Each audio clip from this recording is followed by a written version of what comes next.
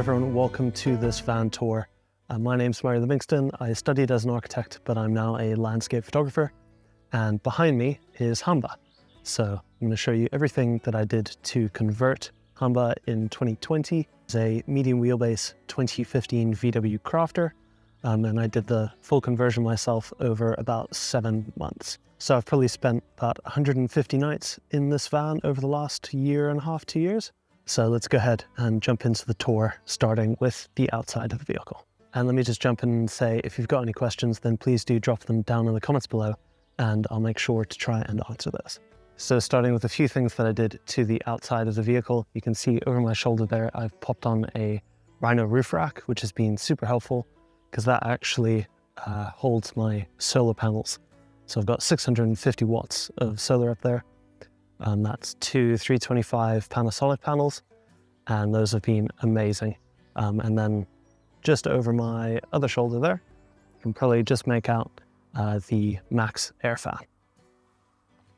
And then of course, I've also installed windows down the one side of the van and around the back as well, but not on the other side.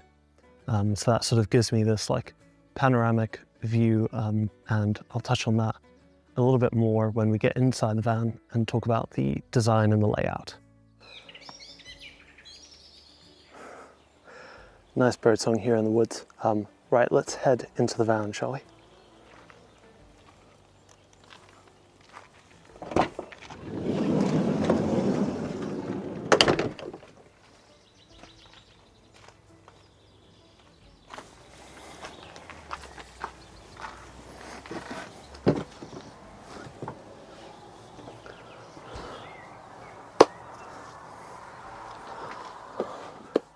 So as you can see, I've got a nice generous entry space. This only comes out into the entry a little bit, and it's probably one of my favorite features actually, because I sort of perch here if I've got a nice view, have a cup of coffee. So the design of the van was basically split into two sections. We've got the kitchen area and then the dinette and bedroom area in the back half. And I think it's quite a unique setup. I haven't really seen anyone else do it like this, especially with the medium wheelbase van, not the long wheelbase. I think this is a good solution to such a small space. There's lots of details here that I've brought over from my architectural training to help make the space feel bigger. So a lot of long linear elements to help the van feel longer, as well as using a mixture of light and dark materials in different locations to make the van feel bigger. So the floor is dark, whereas the ceiling is light, and that makes everything feel a lot bigger. Likewise, with the Shoshugi Band burnt timber backsplash, that makes that kitchen feel like it goes a lot further back than it actually does. So I've incorporated a few little architectural tricks, if you'd like, to really help this space feel very generous and livable. Right as you walk in, you'll see I've got these little boxes here, just trying to make use of every little bit of space. You'll see from this angle, it fits nicely behind the fridge there, and this is basically a laundry basket, and occasionally I'll also put some shoes in there. So as you'll be able to see, I can stand straight up and down in this van. I'm 6'1". That's partly to do with the fact that this is the 2-wheel drive Crafter, not the 4-wheel drive, which reduces the headroom inside, but it's also the specific sort of wall build-up and insulation things that I've used to really make sure that I fit nice and upright, and I'm not slouching over. But the kitchen design here behind me, tried to keep it nice and simple, symmetrical, but splitting it into 3 compartments. So on the left-hand side, really nice, big, generous fridge there. And then this is all storage for pots, pans, food, etc. And this, if I just give it a little bump, the drawer's got this little latch to stop it from flying out. And then knife roll for all my cutlery, utensils, etc. And then everything's cut into a little plywood platform there to keep everything from rattling. And I've also got all these nice little felt pads to stop those from jingling about when I'm driving as well. And then on the left there, it's the grey water tank, bin, all the stuff that makes the kitchen really nice and functional. And then on top, the 2-burner Thetford 12-volt gas stove. So this is a really nice functional kitchen. I've got plenty of workspace over here on the left, and also plenty of storage overhead. The inbuilt storage spice rack, so that fits all of those perfectly, as well as all the coffee gear, a little bit of whiskey, of course, and olive oil, etc. So those are on nice soft close hinges as well. Nothing rattles around, everything's got a place. That was a big thing in the design process, was making sure that everything had a place to give this van its sort of clean aesthetic. I didn't want anything out and about. The other thing that I've paid careful attention to is in some of the woodworking details. So this whole section of kitchen here is actually cut from one sheet of plywood, so all the grain actually runs through, which is, I think, quite a nice detail. And this is probably a pretty good example here of how that grain match flows through the different cabinetry. So another one of those little details that I quite like is in the entryway, you'll notice the boards run up and over. And then as we get into the kitchen, everything runs from left to right. So it's basically inviting you in and then turning you to go into the main living space. So moving over into the dinette area, there's actually a little step up here, and that's to make those benches the right height to sit at, as well as giving me extra storage space under those benches, which meant that under there I can fit a 75-litre water tank, and under here I've got loads of storage and also all my electrics. And then you'll see right there is my table leg, which is sort of one of those telescoping ones, and it drops down onto a rail. So when that table drops down, I've then got this huge sleeping area, which is wider than a king size, or is it a California king? Some ridiculous width across there, although I actually have to sleep lengthways because I'm 6'1", so I don't quite fit the other way. And then just as before, more of those storage cabinets with the Maxxair fan controller there, which is just going to this.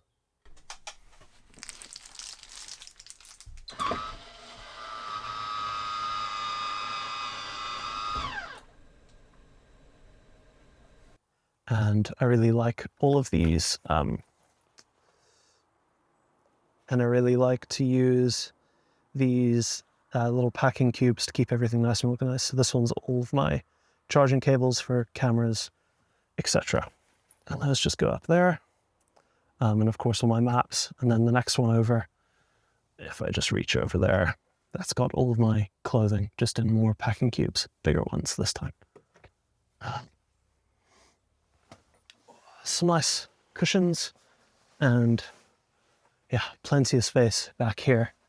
This is sort of the perfect area for just getting work done, editing photos, editing videos. Can have the window open or the door open on a day like today. And with that fan going, it really draws through the air, through the van, and keeps me nice and cool. And then I've got a little cover that goes over that with magnets to keep me warm in the winter months. Speaking of which, there's also a heater down there, which is just a gas Propex heater. But that's been really, really great as well. And you may have spotted it before, but that is the little vent for my heater, and that shoots out right at my feet. So if I'm working and it's really cold, that's a nice touch. And it also heats up the van really quickly, just because it's quite a small van. Right, so let's open a few things up and have a look at some of the electronics, some of the kit that I've got in here. So it's a really nice long storage bench here. And at the moment, I've just got my bedding in this side, and then I can fit sort of a backpack, camera gear, all that down there. And then further along is all of my electronics, which I'll show you right now. So if I just stand up 1 second. Basically, here we go, camera focus. Just that there is the Victron Easy Plus Compact. So that's a 1600 VA inverter charger, and it can charge up to 70 amps, but I actually have never plugged the van into shore power. And that's because I've got just here, if I spin you around, a Victron MPPT 100-50, and that's feeding the 650 watts of solar from the roof down into my battery compartment. That's the shore power plug, which I don't use. And down in there, so the 650 watts of solar is going down there to charge up 220 amp hours of lithium, which has been more than enough for the kind of stuff that I do. So just utilizing every bit of space, that's just some jumpers and coats and things. So under the other bench is my 75 liters of fresh water, and I always fill that up with drinking water. Come on, Fuji. Struggling to focus there, it's a bit dark. And then I got spare linen, plenty more storage space. Then over on this side is sort of all the messy parts. I've got the pump, the accumulator. That's the on-off for my heater. I just didn't like the look of that particular unit, so I tucked it underneath the bench. And then a whole bunch of electrical wiring, which is obviously not my forte, but everything's safe, and I've had that checked. So just here on the side of my kitchen unit is my sort of control panel, if you will. So I've got my Victron battery monitor here, 100% at the moment, AC outlets, USB charging, and then touch dimmable controls for my lighting and everything from the water pump, fridge, and the heater, etc. So that's all controlled from this one point. So the only other switch is for this lighting up here, which is down by the door. I wanted one bit of lighting that was accessible by the door if I was having to leave early in the morning or something. And putting on my boots just there by the door, then I can reach in and grab that. And that's how I placed that switch. So one of the last things, I've got this recessed LED track in here. That's sort of my main light. And then I also have these pop lights that I can have for a bit of contrast lighting. These are quite warm, and these are sort of cool white. And that's specifically over the kitchen area, which gives sort of a different light and mood to the kitchen versus the bed area. And then on the back window there and all the way around my windows, you'll see I've got these really nice handmade cork and felt window blinds. So they just roll down, and they've got these little leather tabs here which just pop open, and then that rolls down. Right, let's convert this into bed mode, shall we?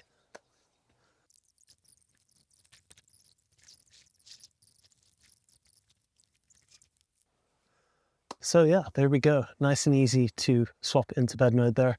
Took me, 3.5 minutes while I was explaining. So can usually do it in about 3 minutes. Nice and easy. Yeah, and I mean, if I jump on here, you can see it's really tall. And then if you're extra tall, you can sleep on that extended bit of the bed there. And if you're on a bit of a slope, diagonal. But it's also like incredibly wide. So yeah, really comfy. That was one of the main requirements for this, was just to have a super comfortable bed and somewhere that I didn't feel like I was camping out. A little bit of luxury to help while on the road for multiple months at a time.